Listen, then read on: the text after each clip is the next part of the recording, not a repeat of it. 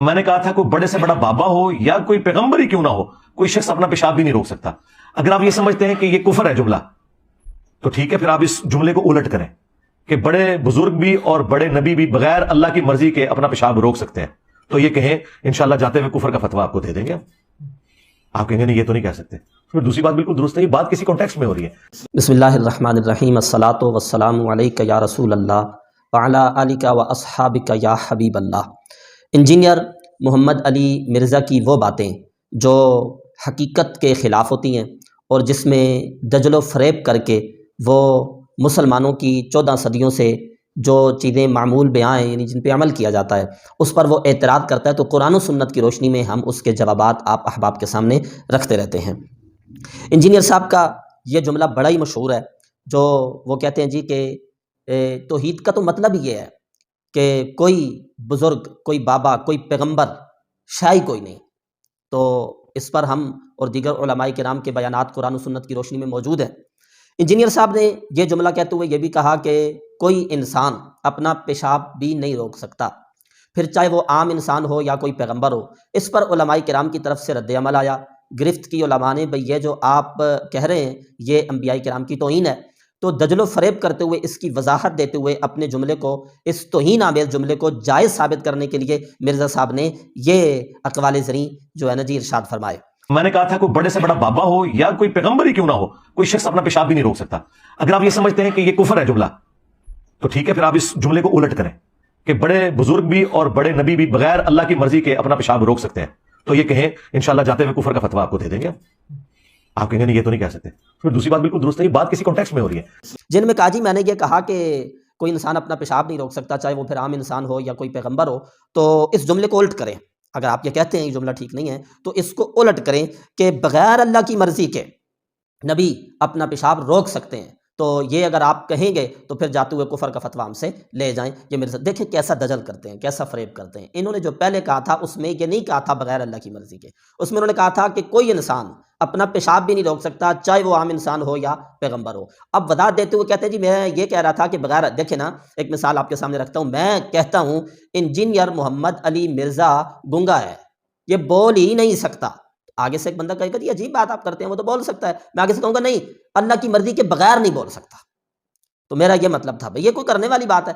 आपने कहा है पेशाब नहीं रोक सकते, और जब आपसे बात की गई तो आप कहते हैं बगैर अल्लाह की मर्जी। मैं जुमला उलट करके देता हूँ, आप कहते हैं पेशाब नहीं रोक सकते, और मैं कहता हूँ पेशाब तो कोई चीज़ नहीं, अल्लाह के नबी अल्लाह के इज़्न से चलते समुंदर रोक लेते हैं, अल्लाह के नबी मुर्दे जिंदा कर लेते हैं, अल्लाह के नबी तो पेशाब छोटी चीज़ है, वो डूबा हुआ सूरज वापस ले आते हैं, वो अल्लाह के इज़्न से चांद के 2 टुकड़े कर लेते हैं, वो पत्थरों से कलमा पढ़ा लेते हैं। तो आप कहते हैं खाली पेशाब नहीं रोक सकते। अल्लाह ताला ने अंबियाए किराम को जो इख्तियारात अता फरमाए हैं कुरान और सुन्नत की रोशनी में, वो मैं आप अहबाब के सामने रखता हूँ, ताकि मिर्ज़ा साहब का ये जुमला कि अंबिया अपना पेशाब भी नहीं रोक सकते, यानी इसका इख्तियार नहीं रखते, ये आप अहबाब के सामने वादे हो जाए कि ये जुमला किसी एतबार से दुरुस्त नहीं है, ठीक नहीं है, ये गलत है और ये तौहीन और गुस्ताखी पर मबनी है। याद रखें 2 तरह के इख्तियारात होते हैं। एक होते हैं तशरीई इख्तियारात, यानी शरीयत में किसी चीज़ को जायज़ करना या किसी जायज़ चीज़ को, हलाल चीज़ को किसी के लिए मना कर देना और हराम कर देना, या आम लोगों के लिए एक चीज़ हराम है और किसी खास शख्स के लिए उस चीज़ को जायज़ करार देना, इसको कहते हैं तशरीई इख्तियारात। एक होते हैं तकवीनी इख्तियारात, यानी जिसका ताल्लुक हलाल और हराम होने के साथ, जायज़ और नाजायज़ होने के साथ नहीं है। तो तकवीनी इख्तियारात है मसलन यही कि चलता समुंदर रोक देना, किसी की आँख निकल गई और उसको अपनी जगह पे लगा के फिर बीनाई को वापस कर देना, किसी शख्स को बात याद नहीं रहती और उसको हाफिज़ा अता कर देना, इसी तरह से किसी को जन्नत दे देना, वगैरह वगैरह, ये है तकवीनी इख्तियारात। मैं आपके सामने हवाला जात की रोशनी में और कुरान और सुन्नत की रोशनी में रखता हूँ कि खाली तशरी या खाली तकवीनी नहीं, बल्कि अल्लाह ने अपने नबियों को कुरान और सुन्नत के मुताबिक तकवीनी इख्तियारात भी अता फरमाए हैं और तशरी इख्तियारात भी अता फरमाए हैं। पेशाब तो छोटी सी चीज़ है, बड़े बड़े इख्तियारात अल्लाह रब्बुल इज़्ज़त ने अंबिया किराम को अता फरमाए हैं। आप कहते हैं पेशाब नहीं रोक सकते, मैं कहता हूँ कि अंबियाए किराम मुर्दे जिंदा कर सकते हैं। और ये खाली मैं नहीं कहता, बल्कि कुरान मजीद सूरह आले इमरान आयत नंबर 49 अल्लाह रब्बुल इज़्ज़त का फरमान, हज़रत ईसा अलैहिस्सलाम فرماتے ہیں وَأُحْيِي الْمَوْتَى بِإِذْنِ اللَّهِ، میں اللہ کے اذن سے مردوں کو زندہ کرتا ہوں۔ اب اگر یہی جملہ، یہ ایک منٹ نہ ہو قرآن مجید میں کہوں کہ اللہ کے نبی مردے زندہ کر سکتے ہیں، تو مرزا صاحب اور ان کے فالوورز کہیں گے یہ کہانی ہے، یہ تو نہیں ہو سکتا جی۔ تو قرآن کہہ رہا ہے وَأُحْيِي الْمَوْتَى بِإِذْنِ اللَّهِ، حضرت عیسیٰ علیہ السلام کہہ رہے ہیں، اور جو مردے کو زندہ کر دیتے ہیں، آپ ان کے بارے میں یہ کہہ رہے ہیں کہ وہ پیشاب نہیں روک سکتے، جن کو اللہ نے اتنا بڑا اختیار دے دیا ہے، تو پیشاب کون سی چیز ہوتی ہے؟ جو مردہ زندہ کر سکتے ہیں، پیشاب روکنا تو شے ہی کوئی نہیں۔ پھر آپ آگے کی طرف چلیے، تشریعی اختیارات پہلے آپ کے سامنے رکھتا ہوں، پھر تکوینی اختیارات کی طرف جاتے ہیں۔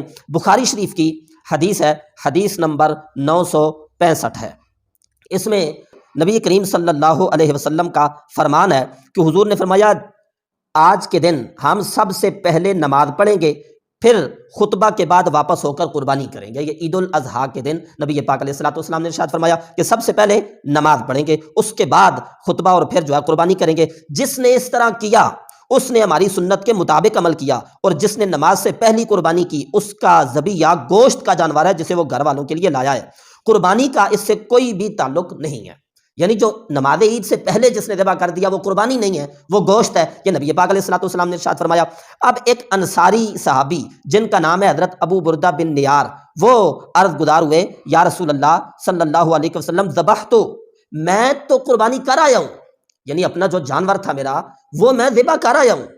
تو اب آگے کہنے لگے وعندی جذعۃ خیر من مسنۃ، یا رسول اللہ میرے پاس بکری کا ایک 6 ماہ کا بچہ ہے جو 1 سال کی بکری سے نا بہتر ہے، تو اس اب میرے بارے میں کیا حکم ہے کہ میں کیا کروں؟ حضور علیہ السلام نے فرمایا فقال اجعلہ مکانہ، حضور علیہ السلام نے ارشاد فرمایا تو اس کی جگہ اسی کو ذبح کر دے۔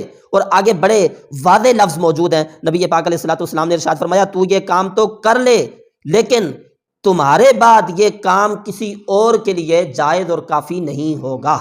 یعنی بکری میں جو عمر ہے اس کی قربانی کی عام لوگوں کے لیے، اور جو عمومی حکم ہے امت کے لیے وہ تو ہے 1 سال، لیکن آپ کے لیے نبی پاک علیہ السلام نے اپنے اختیار سے جو اللہ تعالیٰ کی طرف سے آپ کو عطا کیا گیا ہے اس سے اجازت دے دیا کہ آپ 6 ماہ کا بکری کا بچہ بھی اس میں جو ہے نا وہ ذبح کر دیں، تو آپ کی طرف سے کافی ہو جائے گا۔ اچھا، یہاں میں ایک اور بات بھی آپ احباب اور خصوصاً جو مرزا کے فالورز ہیں ان کے سامنے رکھنا چاہتا ہوں۔ اسلام 360 جو ایپ ہے جس سے مرزا صاحب ساری حدیثیں، اور آپ کو بھی وہ بڑا 30 مار خان بنا دیا ہے اس ایپ نے، وہ جی وہ جو حدیث بھی جناب کوئی کہتا ہے تو ہم فوراً نمبر پہ جاتے ہیں تو فوراً فلاں کرتے ہیں۔ بھائی یہ ایپ سے وہ ترجمے پڑھ کے نا تو عالم ہونا اور بات ہوتی ہے، اور اساتذہ کے سامنے بیٹھ کے عربی لغت کو سمجھ کے پھر بخاری شریف اور مسلم شریف کو پڑھنا یہ اور بات ہوتی ہے۔ میں آپ کے سامنے اسلام 360 کی جو ہے نا حقیقت کی ایک مثال آپ کے سامنے رکھتا ہوں۔ یہ حدیث شریف جو میں نے پیش کی حضرت ابو بردہ بن نیار والی، یہ بخاری شریف میں اس کا نمبر ہے 965۔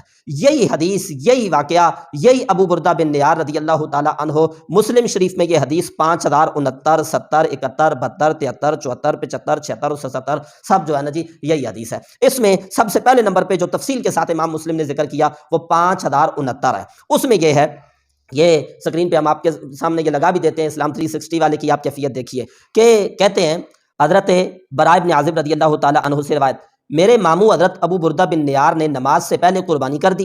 رسول اکرم صلی اللہ علیہ وسلم نے فرمایا یہ گوشت کی ایک عام بکری ہے، قربانی کی نہیں ہے۔ انہوں یعنی حضرت ابو بردہ رضی اللہ تعالی عنہ نے عرض کی اللہ کے رسول میرے پاس بکری کا ایک 6 ماہ بچہ ہے۔ یہ ذرا اس پہ دھیان کیجیے گا، مسلم شریف میں یہ حدیث جس میں اوپر لفظ عربی کا میں پڑھ دیتا ہوں، وہ لفظ موجود ہے ان عندی جذعۃ من المعز، میرے پاس بکری کا ایک 6 ماہ بچہ ہے۔ یہی حدیث بخاری شریف میں جب 965 نمبر پہ ذکر کر رہے ہیں تو اسلام 360 والے اس کا ترجمہ کیا کر رہے ہیں؟ ابو بردہ بن نیار بولے یا رسول اللہ میں نے قربانی کر دی، لیکن میرے پاس 1 سال کی پٹھیا ہے جو دوندی ہوئی بکری سے بھی اچھی ہے۔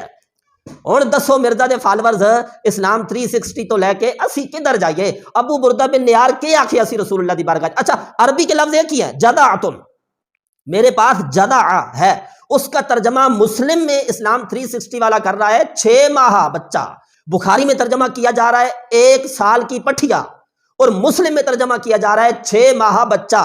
اور سانو دسو اسی کدھر جائیے؟ وہ ابو بردہ بن نیار رضی اللہ تعالی عنہ کے پاس جو تھی وہ 6 ماہ کی تھی یا 1 سال کی تھی؟ چلو 1 منٹ کے لیے تمہاری یہ بات اگر ہم مان لیں وہ 1 سال کی تھی، بخاری میں اس کا ترجمہ جو کیا 1 سال کی پٹھیا، تو یہ آگے ترجمہ بھی پھر کر دیا اور تمہارے بعد یہ کسی اور کے لیے کافی نہیں ہوگی۔ دسو جی یعنی حضرت ابو بردہ کے پاس جو تھا وہ بکری کا بچہ اس کو 1 سال کا قرار دیا، اور آگے چونکہ حدیث میں یہ لفظ موجود ہے تو یہ ترجمہ بھی کرنا پڑا، تمہارے علاوہ کسی اور کے لیے یہ جائز نہیں ہوگا، تو پھر امت واسطے کہ 2 سال کی بکری ہونی چاہیے۔ تو آپ خالی ترجمے پڑھ کے عالم نہیں بن سکتے، اسلام 360 ہم نے پڑھ لیا ہے تو ہم بڑے جناب 30 مار خان ہو گئے ہیں۔ مرزا کے فالورز ہماری یہ باتیں سن کے ان کے پاس کوئی جواب نہیں ہوتا تو گالی گلوچ کرتے ہیں۔ جاہلوں کا پرانا طریقہ ہے گالی گلوچ کرنا، برا بلا کہنا، ذاتیات پہ اتر کے بات کرنا۔ میں نے جو آپ کے سامنے بات رکھی ہے آپ اس کا جواب دیجئے، اپنے گرو سے پوچھئے تو اسلام 360 کے بارے میں پھر کیا حکم ہے۔ تو بہرحال میں جو بات کرنا چاہ رہا تھا کہ اس میں 6 ماہ بچہ ہے جو ان کے پاس تھا، نبی پاک علیہ الصلوۃ والسلام سے انہوں نے بات کی تو حضور علیہ السلام نے کہا آپ کے لیے جائز ہے، آپ کے علاوہ کسی اور کے لیے یہ کافی نہیں ہوگا۔ اور اسلام 360 میں جو 2 ترجمے کیے گئے ہیں وہ میں نے آپ احباب کے گوش گزار کر دیے ہیں۔ اسی طرح سے آپ جو ہے نا جی آگے کی طرف چلیں تو یہ مسلم شریف کی حدیث آپ کے سامنے رکھتا ہوں 2165 ہے۔ اس میں حضرت ام عطیہ رضی اللہ تعالی عنہا صحابیہ سے روایت ہے، کہتی ہیں جب یہ آیت نازل ہوئی نا، لما نزلت هذه الآیۃ یبایعنک علی الا یشرکن باللہ شیئا ولا یعصینک فی معروف، جب یہ آیت نازل ہوئی کہ جس کا معنی یہ عورتیں آپ سے بیعت کریں کہ وہ اللہ تعالیٰ کے ساتھ کسی کو شریک نہ ٹھہرائیں گی اور کسی نیک کام میں آپ کی مخالفت نہیں کریں گی۔ اب اس میں ساری باتیں آ گئی، کوئی بھی جو نیکی کا آپ حکم دیں گے تو آپ کی مخالفت نہیں کریں گے، اس پہ وہ بیعت کریں۔ تو حضرت ام عطیہ کہتی ہیں اس عہد میں ایک کام جو تھا وہ نوحہ بھی تھا، یعنی عورتیں ایک دوسرے کے گھر جا کر فوتگی کے موقع پر نوحہ کرتی تھیں۔ اب بیعت ہو گئی، بھئی حضور کی نافرمانی کرنی کوئی نہیں ہے، تو حضرت ام عطیہ کہتی ہیں میں نے بھی بیعت کی، لیکن ساتھ ہی ساتھ میں نے کہا اے اللہ کے رسول فلاں خاندان کے سوا الا آل فلان، میں نوحہ نہیں کروں گی، بیعت اس پہ ہو گئی ہے، لیکن وہ فلاں جو ایک گھر ہے نا، وہ فلاں جو ایک قبیلہ ہے اس کے بارے میں مجھے اجازت دیجیے، جب ان کی کوئی فوتگی وغیرہ ہوگی تو وہاں میں نوحہ کر سکتی ہوں۔ اب نبی پاک صلی اللہ علیہ وسلم نے یہ نہیں فرمایا دیکھیں میں جب منع کر رہا ہوں تو یہ عمومی حکم ہے اور یہ پوری امت کے لیے ہے، اور وہ جاہلیت کا مسئلہ تھا جو آپ پہلے، انہوں نے آگے یہ کہا بھی کہ یہ میں اس لیے اجازت مانگ رہی ہوں کہ میرے ساتھ انہوں نے جاہلیت کے دور میں نوحہ کیا تھا تو اب اس کے بدلے میں مجھے بھی کرنا پڑے گا۔ تو جواب یہ ہو سکتا تھا بھائی وہ جاہلیت کی بات تھی، وہ تو بڑے اس طرح کی چیزیں تھیں، لیکن اب اسلام آ گیا، تو اب روشنی آ گئی ہے، اب نور آ گیا ہے، اب ہدایت آ گئی ہے، تو بس اب وہ پرانی جو نبی پاک علیہ الصلوۃ والسلام نے متعدد بار فرمایا کہ جاہلیت کی رسموں کو میں پاؤں کے نیچے رہوں رہوں، تو وہ جاہلیت کی رسم ختم ہے یہ کہہ سکتے تھے، لیکن اس پر نبی پاک صلی اللہ علیہ وسلم نے کیا فرمایا، فقال رسول اللہ صلی اللہ علیہ وسلم الا آل فلان۔ تو یہ تشریعی اختیارات ہیں نبی پاک علیہ السلام کے کہ جو کسی کے لیے جائز نہیں، مطلقاً بیعت لیتے وقت ساری چیزوں سے منع، لیکن چلو تم نے کہا آل فلاں تو حضور نے اس کا استثناء فرما دیا، چلو آل فلاں کے لیے یہ جائز ہے۔ تم کہتے ہو پیشاب نہیں روک سکتے، میں کہتا ہوں وہ حلال کو حرام کر دیتے ہیں، حرام کو حلال کر دیتے ہیں، اللہ تعالیٰ نے ان کو یہ اختیارات عطا فرمائے ہیں۔ اب آئیے تکوینی اختیارات کی طرف۔ ایک تو میں قرآن مجید کی آیت سے آپ کے سامنے رکھ چکا، وَأُحْيِي الْمَوْتَىٰ بِإِذْنِ اللَّهِ، اس کے علاوہ قرآن مجید میں حضرت ابو ہریرہ رضی اللہ تعالی عنہ، یہ بخاری شریف کی حدیث ہے، حدیث نمبر 119 ہے، جس میں حضرت ابو ہریرہ رضی اللہ تعالی عنہ سے روایت ہے، کہتے ہیں یا رسول اللہ انی اسمع منک حدیثا کثیرا انساہ، میں آپ سے بہت سی گفتگو باتیں حدیثیں سنتا ہوں لیکن بھول جاتا ہوں۔ اب اس کا جواب ہو سکتا تھا نا کہ ابو ہریرہ فلاں دوائی استعمال کرو، بادام کھاؤ، فلاں کام کرو، میں کیا کر سکتا ہوں، بھول جاتے ہو تو۔ حضرت ابو ہریرہ نے عرض کی یا رسول اللہ میں باتیں سنتا ہوں آپ سے، حدیثیں سنتا ہوں، بھول جاتا ہوں۔ قال ابسط رداءک، نبی پاک علیہ الصلوۃ والسلام نے ارشاد فرمایا کہ اپنی چادر پھیلاؤ۔ حضرت ابو ہریرہ کہتے ہیں فبسطتہ، میں نے چادر کو پھیلایا، فغرف بیدیہ، تو نبی پاک صلی اللہ علیہ وسلم نے اپنے دونوں ہاتھوں کی چلو بنائی، اور چلو بنا کے نہ تو میری چادر میں چلو جو ہے وہ ڈالی، اور آپ نے فرمایا کہ اس کو اپنے ساتھ لپیٹ لو، اپنے ساتھ چمٹا لو۔ کہتے ہیں میں نے اپنے سینے کے ساتھ، اپنے بدن کے ساتھ اس چادر کو چمٹا لیا، تو ہوا یہ فما نسیت شیئا بعدہ، اس کے بعد میں کسی چیز کو کبھی بھی نہیں بھولا ہوں۔ اور آپ کو معلوم ہے کہ سب سے زیادہ حدیث روایت کرنے والے جو صحابی ہیں کثیر الروایت، وہ حضرت سیدنا ابو ہریرہ رضی اللہ تعالی عنہ ہیں۔ تو یہ حافظہ جو ہے نا جی، یہ نبی پاک علیہ الصلوۃ والسلام کی بارگاہ میں گئے اور حضور علیہ الصلوۃ والسلام نے اللہ کے اذن سے اس طرح سے حافظہ عطا فرمایا، اور کوئی بندہ اس طرح کرے نا کہ وہ جناب چلو چادر میں ڈالے اور چادر اٹھا کے سینے سے لگائے اور پھر حافظہ آ جائے، یہ انبیاء کرام کو اللہ تعالیٰ کی طرف سے اختیارات دیے گئے ہیں۔ اسی طرح سے مسلم شریف کی حدیث ہے، حدیث نمبر ہے 1094، جس میں حضرت ربیعہ بن کعب اسلمی رضی اللہ تعالیٰ عنہ راوی ہیں، کہتے ہیں میں خدمت کے لیے رسول اکرم صلی اللہ علیہ وسلم کے ساتھ صفہ کے قریب آپ کے ساتھ رات گزارا کرتا تھا۔ ایک دن نا حضور علیہ الصلوۃ والسلام تہجد کے لیے اٹھے، تو میرا معمول تھا کہ حضور اٹھتے تو میں وضو کا پانی اور دیگر جو ضروریات ہیں وہ خدمت میں پیش کیا کرتا تھا۔ ایک مرتبہ حضور اٹھے اور مجھ سے فرمایا سل یا ربیہ، اے ربیہ مانگ کیا مانگتا ہے؟ اچھا آج مرزا یا اس کے فالورز یا کوئی وہابی ہوتا تو وہ کہتا ہے اس کا مطلب یہ ہے کوئی پیسے مانگ لو، کوئی درم و دینار مانگ لو، کوئی ضروریات زندگی کی کوئی چیز مانگ لو۔ 14 صدیوں بعد آپ کو تو یہ سمجھ آنا تھا، لیکن جو خدمت کر رہے تھے اور رسول اکرم صلی اللہ علیہ وسلم کے مزاج سے واقف تھے، جو روزانہ وضو کرایا کرتے تھے، انہوں نے یہ نہیں سمجھا کہ پیسوں کی بات ہو رہی ہے، درم و دینار کی بات ہو رہی ہے یا ضروریات زندگی میں سے کسی چیز کی بات۔ انہوں نے کیا سمجھا اور کیا آگے سے مانگا تو کمال مانگا۔ حضرت ربیہ کہنے لگے کہ اسألک مرافقتک فی الجنہ، جو لوگ یہ کہتے ہیں کرم ان کا محدود، ان لوگوں کی باتوں میں نہ آ، اور بھی کچھ مانگ، ہیں آج وہ مائل بعطا، اور بھی کچھ مانگ۔ حضرت ربیہ نے کیا مانگا؟ کہا یا رسول اللہ میں جنت میں آپ کی رفاقت مانگتا ہوں۔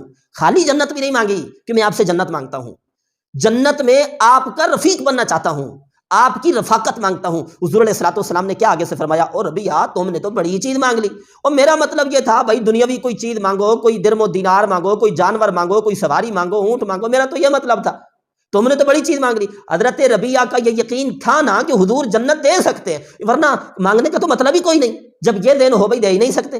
جنت مانگی اور جنت بھی کمال کی مانگی، اسألک مرافقتک فی الجنہ، یا رسول اللہ جنت میں آپ کی رفاقت مانگتا ہوں، آپ کے ساتھ رہنا چاہتا ہوں۔